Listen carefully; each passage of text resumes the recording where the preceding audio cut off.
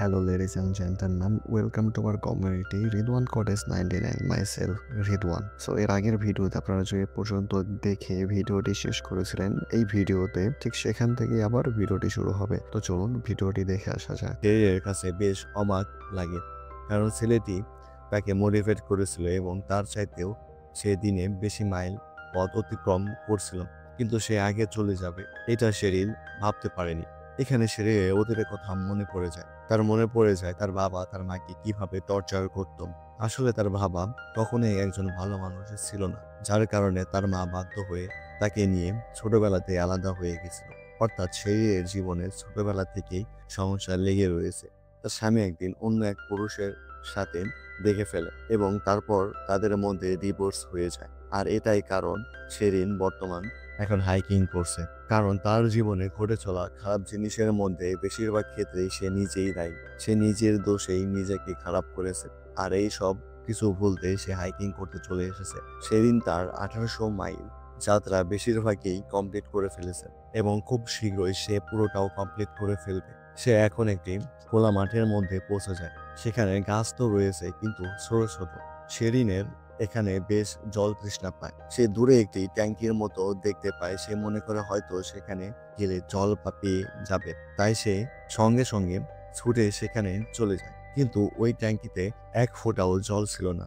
Sherrill বেশ হতাশ হয়ে পড়ে। সে কোনো বিকল্প রাস্তা খোঁজার চেষ্টা করে। সে সবার প্রথমে তার ক্যাম্প তৈরি করে এবং তারপর সে একটা দিন অপেক্ষা করে। ক্যাম্পের গায়ে যে শিশিরে ভেজা জলগুলো জমে থাকে, সেখান থেকে সে সেগুলো খেতে শুরু করে দেয়। এরপর সে পাশে থাকা কিছু গাছের পাতা জড়ো করে সেখান থেকে ভেজা ভেজা জিনিসগুলো সে মুখের মধ্যে লাগিয়ে নেয়। এতে তার তৃষ্ণা না মিটলেও সে কিছুটা শান্তি পায় এবং শুষ্ক আবহাওয়া থেকে মুক্তি পায়। আর এভাবেই বেশ কিছুটা সময় কেটে যাওয়ার পর তার চোখে পড়ে এর পাশে একটি গর্ত রয়েছে, যার মধ্যে জল জমে রয়েছে। এই জলটা খুবই নোংরা, কিন্তু তার কাছে আর কোনো বিকল্প রাস্তা নেই। তাই সে সবার প্রথমে সেই জল বোতলের মধ্যে ভরে ফেলে এবং তার মধ্যে দুটো ট্যাবলেট দিয়ে সেটাকে ঝাঁকাতে শুরু করে দেয়। আসলে সে এই যাত্রা করতে করতে সে এটুকু শিখতে পেরেছে যে জল কিভাবে পরিষ্কার রাখতে হয় বা করতে হয়। কিন্তু তখনই এখানে দুজন শিকারী চলে আসে। শেরিন বেশ ভয় পেয়ে যায়, কারণ এই মানুষগুলোর কাছে বিভিন্ন ধরনের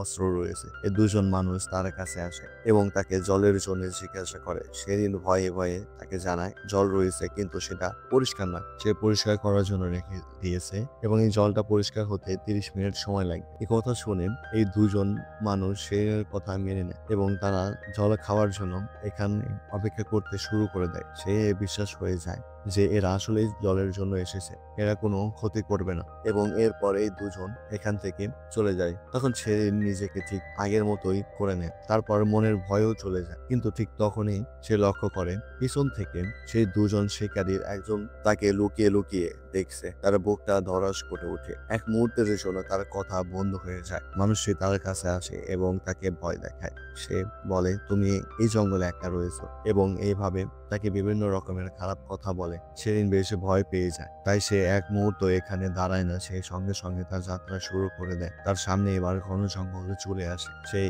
ঘন জঙ্গলের মাঝখান দিয়ে এগোতে শুরু করে দেয়। এভাবেই তার এখানে 62টি দিন কমপ্লিট হয়ে যায়। একটা সময় সে আবারও একটি শহরের মধ্যে চলে আসে এবং সেখানে সে লক্ষ্য করে কিছু মানুষ গান বাজনা নিয়ে আনন্দ করছে। একইভাবে প্রত্যেকটা মানুষকে দেখে তার মনে কনফিডেন্স পুনরায় ফিরে আসে। তার ইচ্ছে হয় সে গান বাজনা শুনবে, এবং ঠিক তখনই এখানে নতুন একটি ছেলের সাথে তার পরিচয় হয়ে যায়, যার নাম জনাথন। এই ছেলেটি তাকে একটি কনসার্টে নিয়ে যাওয়ার জন্য ইনভাইট করে। সে সাধারণত সেই সব মানুষদেরকে কনসার্টে নিয়ে যায় যারা এখানে নতুন ঘুরতে এসেছে। সে মনের ইচ্ছে পূরণ হয়ে যায়। সে তার সাথে কনসার্টে গান শুনতে চলে যায়। পরের দিন সকাল হলে সে আবারও তার যাত্রা শুরু করে দেয়। সেই কাছে সবকিছুই একটা স্বপ্নের মতো, কারণ সে মন থেকে এমনটাই করতে চায়। অ্যাডভেঞ্চার করবে, মাঝে মাঝে নতুন নতুন মানুষদের সাথে দেখা সাক্ষাৎ করবে এবং তাদের কাছ থেকে এমন কিছু শিখবে যেগুলো সে এর আগে কখনো দেখেনি বা শেখেনি। তার কাছে এই জিনিসগুলো খুবই আনন্দের বিষয়। সে তাই প্রতিটা জিনিস ডায়েরিতে নোট করতে শুরু করে দেয়। আর এমনই একদিন হঠাৎ করে বৃষ্টি শুরু হয়ে যায়। সে ভালোভাবে জানে তার ব্যাগে অনেক দামি জিনিস রয়েছে, যেমন ব্যাটারি, তার ডায়েরি, আর এইসব কিছু ভিজে গেলে মোটেও ঠিক হবে না। তাই সে একজন ড্রাইভারের কাছে হেল্প চায়, যাতে সে তাকে একটি আশ্রয় নেওয়ার জায়গায় খুঁজে দেয়। মানুষটি তার কথা শুনে তাকে গাড়ি করে এমন একটি জায়গায় নিয়ে যায় যেখানে আগে থেকে অনেক মানুষ সেখানে আশ্রয় নিয়েছেন। এখানে থাকা প্রত্যেকটা ছেলেই ঠিক তার মতোই হাইকিং করতে বেরিয়েছে। সেদিন তাদের সাথে পরিচয় করে এবং রাতটাও তাদের সাথে গল্প করতে করতে কাটিয়ে দেয়। সকাল হলে সে আবারও তার যাত্রা শুরু করে দেয়। সে এবার জঙ্গল দিয়ে এগোতে শুরু করে দেয়। দেখতে পায় কিছুটা দূরে একটি লামা দাঁড়িয়ে রয়েছে এবং কাছে গেলে সে লক্ষ্য করে তার পিঠে প্রচুর ভারী জিনিস রয়েছে। সে তাকে হেল্প করবে, ঠিক তখনই এই লামার মালিক সেখানে চলে আসে। একজন বয়স্ক মহিলা এবং তার সাথে একটি বাচ্চা সেই দিকে এগিয়ে আসে। এই মহিলাটি শেরিরকে ধন্যবাদ জানায়, কারণ সে তার লামাকে অনেকক্ষণ ধরে খুঁজছিল এবং শেরিন তাকে খুঁজতে সাহায্য করেছে। শেরি তাদের সাথে কথা বলে এবং এই বাচ্চাটি যখন জানতে পারে শেরিরের মা আর বেঁচে নেই, তখন সে তাকে একটি গান শোনায়। বাচ্চাটি তাকে জানায় এই গানটা তাকে তার মা শিখিয়েছে, তাই তার মতে সে যদি এই গানটা শোনে তবে তার মন কিছুটা হলেও ভালো হবে।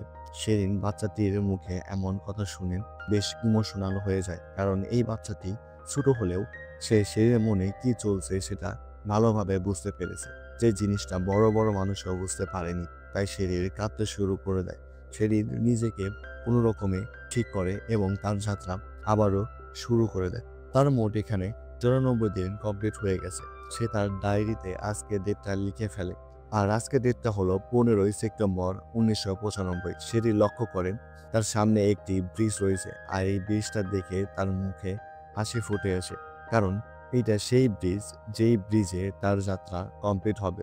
এই ব্রিজটার নাম হলো ব্রিজ অফ দ্য গডস।